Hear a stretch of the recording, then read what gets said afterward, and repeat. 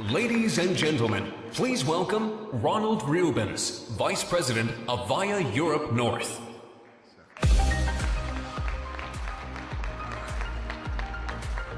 Thank you. Thank you very much. Good morning. Well, it's great to be here. I hope you had a good night last night.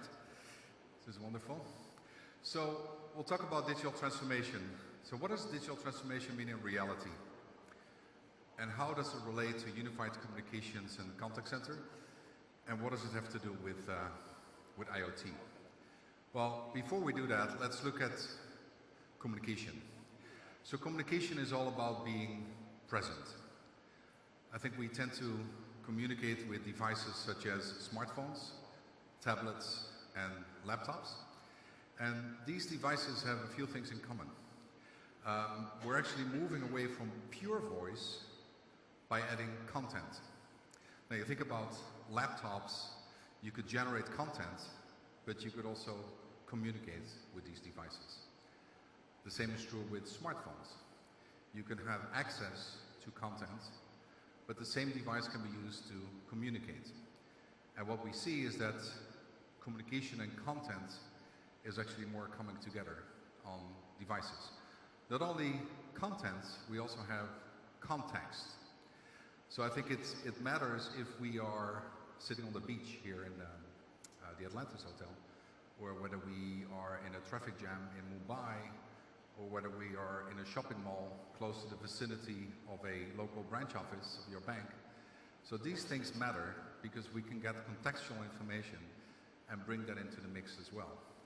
So what we see is an interesting trend where we have content, context, and communication all in single devices.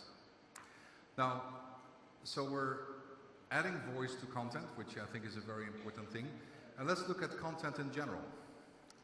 There's a lot of content that is being generated by users as we speak. So even if I look at the audience today, I see people taking pictures and putting things on Twitter. And the most amazing thing, if you think about this, is that the amount of information is doubled every 4 days, which is unbelievable. There's so much content that we generate as users, and all this content is being accessible at these devices. Now, so the users are generating content, but another interesting thing is that there is also a lot of content as a result of machine-to-machine interaction. There is a lot of interaction between things and between machines. Just look at this number here, 328 million. So what does that number mean? 328 million devices or things are being added to the internet globally each month, which is unbelievable. And you've heard Nidal talking about 20 billion devices at the end. I think I've seen numbers where, in a few years from now, it's 50 billion devices being connected. But the truth is that there are more devices being connected to the internet than people at the end, which is an amazing thing. So by 2022, a home on average will have 500 smart devices. We believe that in 2025, every vehicle will be connected to the internet. And half of these devices will be used for business users.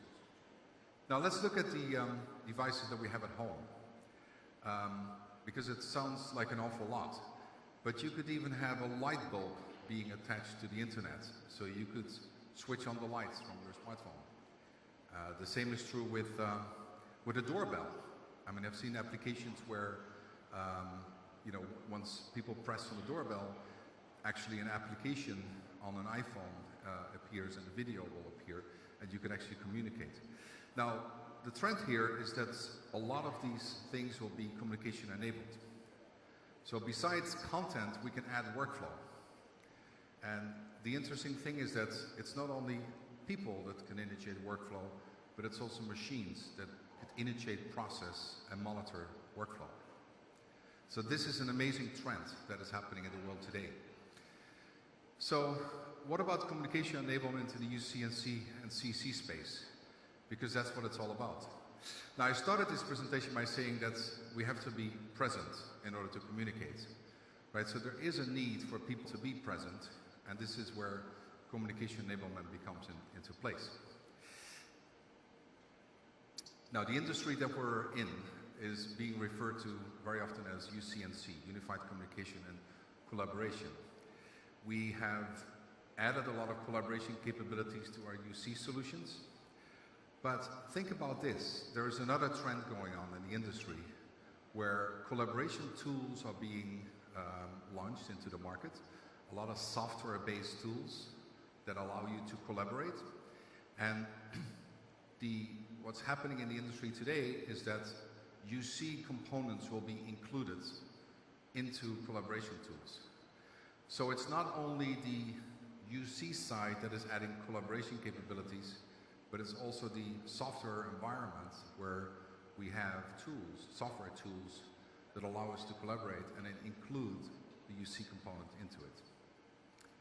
Now, let's look at collaboration a little bit more in detail. And let's start by how we learn at school.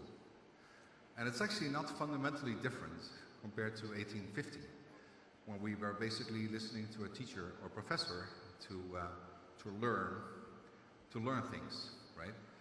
But the interesting thing is, once you start to learn, you basically, collect all the data, you talk about it with groups, and then you tend to collaborate. So once you get it, you move on and collaborate in smaller groups. So a lot of children, they learned at the very beginning is that they listen to the professor or to the teacher, they gather together with a small group, and then they can actually add virtual friends as well. So they learn how to collaborate very early on in the stages. And then if you think about 50% of the total population in the world is under 30 years old. And a lot of these kids, what they have in common is that they learn how to work with social media tools. Now, social media tools might be very interesting, and we know how important it is, but in the business world, a lot of social media type of capabilities are being used in the workspace. And that is what the industry refers to as social software.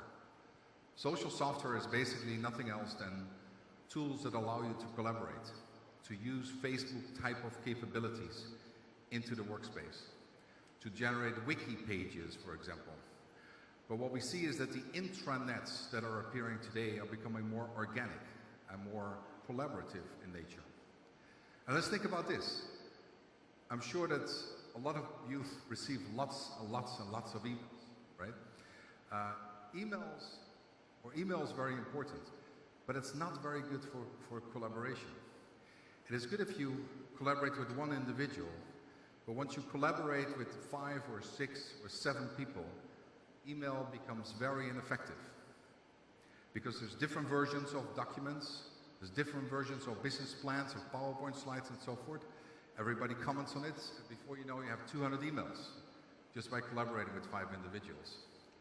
So what is happening in the industry is that a lot of social software tools are being used to collaborate.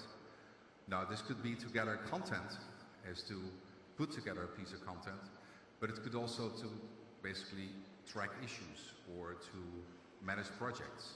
A lot of people are managing projects. They work together. Now, and here's the interesting thing. Collaboration very often does not include real-time communications. It allows a platform for people to collaborate and to put content together. As Avaya, as you know, we've launched Equinox. And Equinox is not only the next generation of UC, but it also has APIs and SDKs that allow you to integrate these capabilities into social software. So in other words, to make the social software UC enable it and include the real-time communications aspect of it. So social software is very important as a driver in the collaboration space. And I think what is important here is that there is an evolution of UC&C which will be driven towards embedding UC functions into collaboration tools. So there's a lot of interesting stuff about UC. People think that UC is not interesting. I think it's actually very interesting, especially given all these things that are going on. Now, how about the digital transformation in the contact center and the service management space?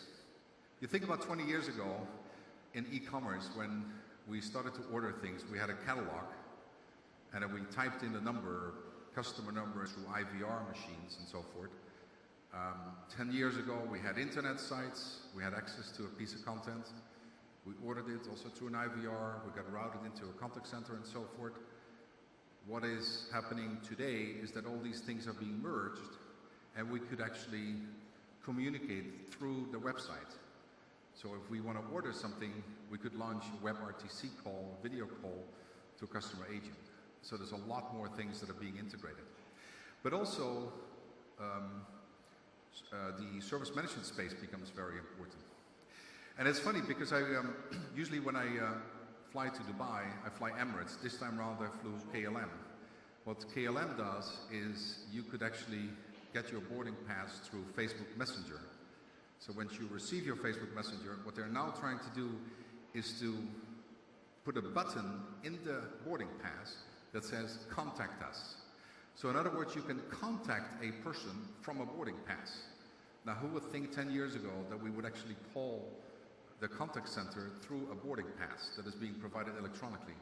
So that shows you that there's a piece of content that we have and that we communication enable that. So which is very interesting.